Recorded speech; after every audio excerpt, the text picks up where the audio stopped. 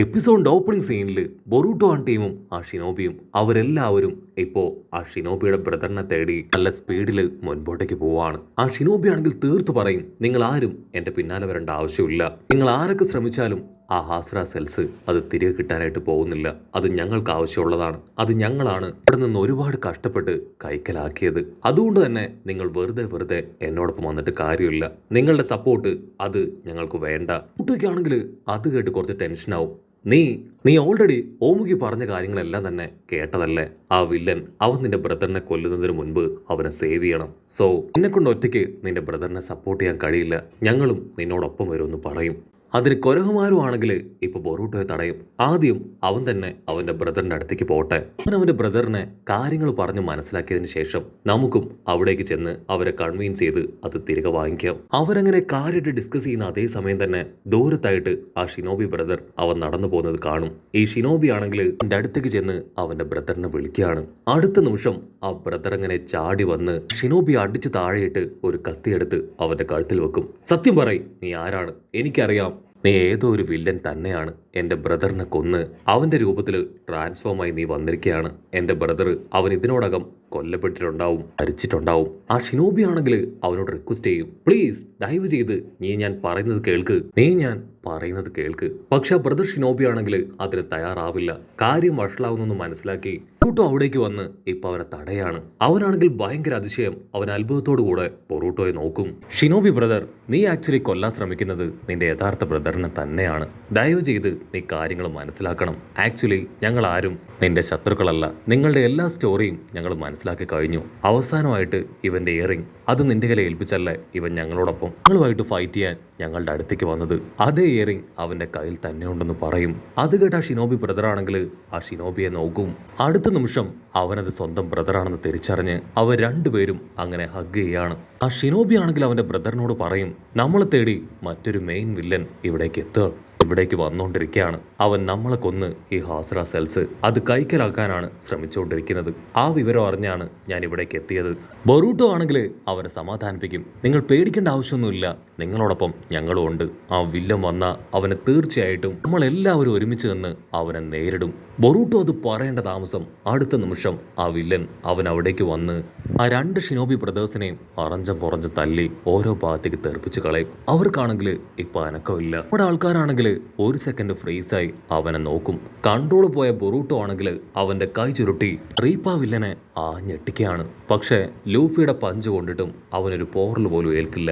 അവൻ നിന്ന സ്ഥലത്ത് അങ്ങനെ ടെററായിട്ട് നിൽക്കും. അവന്റെ കൈയൊക്കെ ഉയർത്തി വമ്പം പോസൊക്കെ കൊടുക്കുകയാണ്. അത് കാണുമ്പോൾ തന്നെ നമ്മുടെ ആൾക്കാർക്ക് മനസ്സിലാവും അവൻ വളരെ പവർഫുൾ ആണ്. മാത്രമല്ല ഇൻബിൽറ്റ് ആയിട്ട് ചില ഗോഡ്സ് ഒക്കെ അവന്റെ ബോഡിയിൽ തന്നെ ഉണ്ട്. ആണെങ്കിൽ ഞൊട്ടിയിടയിൽ അവന്റെ ഫയർ പവർ അത് വെച്ച് അറ്റാക്ക് ചെയ്യും. പക്ഷെ അപ്പോഴും അവന് യാതൊരു കുഴപ്പമില്ല. അവൻ കൂളായിട്ട് പറയും, ഓ നിങ്ങൾ എല്ലാവരും എന്നോട് ഫൈറ്റ് ചെയ്യാൻ നിൽക്കുകയാണോ? ഞാനിവിടേക്ക് വന്നത് ഈ ഹാസ്ര സെൽസിന് വേണ്ടിയാണ്.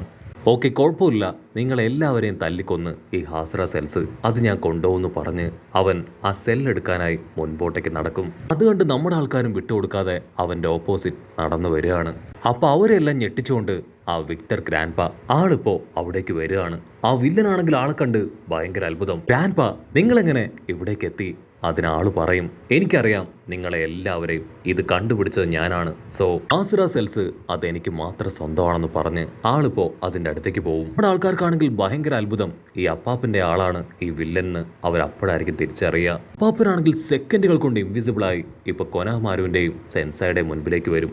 ആളുടെ പവർ ഉപയോഗിച്ച് അവരെ അങ്ങനെ അടിച്ച് ദൂരേക്ക് തെറിപ്പിക്കുകയാണ്. അതിനുശേഷം ആ ഒരു വില്ലനോട് നമ്മുടെ ആൾക്കാർ അറ്റാക്ക് ചെയ്യാനായിട്ട് പറയും. അവനാണെങ്കിൽ വീണ്ടും അവന്റെ സ്റ്റോൺ പവർ അതുപയോഗിച്ച് ഒരുപാട് കല്ലുകൾ നമ്മുടെ ആൾക്കാർക്ക് നേരെ ഒച്ചറം പൊച്ചറം എറിയും. അതേസമയം ഇവിടെ ആ വിക്ടർ അപ്പാപ്പൻ ആളാണെങ്കിൽ ആ സെൻസായി പിടിച്ചു വലിച്ച് പുറഞ്ചം അടിക്കുകയാണ്. ഈ കാര്യം ലോങ് ഷോട്ടിൽ നിന്ന് കണ്ട കൊനഹമാരു അവനാണെങ്കിൽ ചാടി ആ അപ്പാപ്പന് നേർക്ക് വരും. അവരെ ഞെട്ടിച്ചുകൊണ്ട് അപ്പാപ്പനാണെങ്കിൽ ആളുടെ രണ്ട് കൈ ജൈന്റാക്കി മാറ്റി അവിടെ വലിയൊരു പൊട്ടിത്തെറി ഉണ്ടാക്കും. അതില് കൊനഹമാരും സെൻസായും അവര് ദൂരേക്ക് തെറിച്ചു പോകും. അവിടെ സീൻ കട്ട് ചെയ്ത് ഇപ്പൊ വില്ലനെ കാണിക്കും. അവനാണെങ്കിൽ സാറടെ പിടിച്ചു വലിച്ച് നിലത്താഞ്ഞടിക്കും. അവളുടെ ജിപ്സും പവറും സ്കില്ലും അതെല്ലാം ഉപയോഗിക്കാൻ ശ്രമിക്കും. പക്ഷെ ആ വില്ലനാണെങ്കിൽ അവളെ ദൂരേക്ക് അട്ടിച്ച് തെറിപ്പിച്ച് കൊണ്ടേയിരിക്കും. മീറ്റ്സുകയാണെങ്കിൽ അവന്റെ കൈ നീട്ടി ആ വില്ലനെ പിടിക്കാൻ ശ്രമിക്കും. അതിനാ വില്ലൻ അവന്റെ കൈ രണ്ടും പിടിച്ചു വലിച്ച് ചുരുട്ടിക്കൂട്ടി മടക്കി ലോക്ക് ചെയ്യും. പിന്നീട് ഒരുപാട് കല്ലുകൾ വെച്ച് അവന്റെ മുഖത്തേക്ക് ആഞ്ഞടിക്കുകയാണ്. അവന്റെ ഹെഡ് ബാൻഡ് തകർന്ന് ഇതിലൂടെയും മൂക്കിലൂടെയൊക്കെ ചോര വന്ന് അവൻ താഴേക്ക് വീഴും. ബൊറൂട്ടോ ആണെങ്കിൽ ഫ്ലൈ ചെയ്ത് വന്ന് അവന്റെ ക്ലൗൺസും റെസ്റ്ററൻ പവറും ഒക്കെ എടുത്ത് ആഞ്ഞൊരടി. പക്ഷെ ആ അടിയിലാണെങ്കിൽ അവന് യാതൊന്നും സംഭവിക്കില്ല. ഇത് ചെയ്യണമെന്ന് അറിയാതെ ബൊറൂട്ടോ ആണെങ്കിൽ ചുറ്റും നോക്കുകയാണ്. അപ്പ 2 ഷിനോബികളെ കാണിക്കും. അവർക്കാണെങ്കിൽ ജീവനുണ്ട്. അതിലൊരു ഷിനോബി ഇപ്പൊ പതിയെ കണ്ണു തുറന്ന് ചുറ്റും നടക്കുന്ന കാര്യങ്ങൾ നോക്കും. ഇതാണെങ്കിൽ അവൻ നിർത്താതെ സാറയുടെയും ബൊറൂട്ടയും ഒക്കെ തന്നെ ആ കല്ല് വെച്ച് അറ്റാക്ക് ചെയ്തുകൊണ്ടേയിരിക്കും. സാറയോട് പറയും, നമ്മുടെ മുൻപിൽ വേറെ വഴിയില്ല, എല്ലാവരും കമ്പൈനായി പവർ ഉപയോഗിച്ച് അവനെ ആഞ്ഞടിക്കണം. സാറയ്ക്കാണെങ്കിൽ ആ പ്ലാൻ അത്രയ്ക്ക് അങ്ങോട്ട് ഇഷ്ടാവില്ല. വേണ്ട, ഓൾറെഡി നീ നിന്റെ പവർ ഉപയോഗിച്ച് കണ്ണില് അവൻ അറ്റാക്ക് ചെയ്തതല്ലേ, അപ്പൊ പോലും അവന് യാതൊരു കുഴപ്പവും ഉണ്ടായിരുന്നില്ല. സോ ഇത്തവണ നീ നിന്റെ പവർ എല്ലാം തന്നെ അബ്സോർബ് ചെയ്ത് സ്റ്റോർ ചെയ്ത് വെക്ക്. അതിനുശേഷം എൻ്റെ കയ്യിലൊരു ടെക്നിക്കുണ്ട്, അതുപയോഗിച്ച് നമുക്കവനെ ബീറ്റ് ചെയ്യാന്ന് പറഞ്ഞ് സാറുടെ ആണെങ്കിൽ ഇപ്പൊ കാര്യമായിട്ട് എന്തൊക്കെയോ പ്ലാൻ ചെയ്യും. സാറുടെയും ബൊറൂട്ടോയും അവർ രണ്ടുപേരും പതിയെ എഴുന്നേക്കും. അതേസമയം മീറ്റ്സുക്കി ആണെങ്കിൽ വീണ്ടും സ്നേക്കുകൾ ഉപയോഗിച്ച് ആ വില്ലനെ നേരിടാണ്. ആ ഗ്യാപ്പിൽ സാറട അവളുടെ ഷെരിങ്ങും കണ്ണുപയോഗിച്ച് അവനെ കറക്റ്റായിട്ട് ഫോക്കസ് ചെയ്ത് പോയിന്റ് ചെയ്ത് ഒരു സ്ക്വാഡ് കയ്യിലെടുത്ത് അവന്റെ കല്ലുകളിൽ നിന്നെല്ലാം ഈസിയായി ഹായിയായി രക്ഷപ്പെട്ട് അവന്റെ അടുത്തേക്ക് വരും. അവളാണെങ്കിൽ ക്ലോസ് തന്നെ താമസം അവളുടെ കണ്ണിലൂടെ ബ്ലഡൊക്കെ വരാനായി തുടങ്ങും. അത് കണ്ട് വില്ലൻ അവളെ നോക്കി പരിഹസിച്ച് ചിരിച്ച് അവളെ തൂക്കിയെടുക്കുകയാണ്.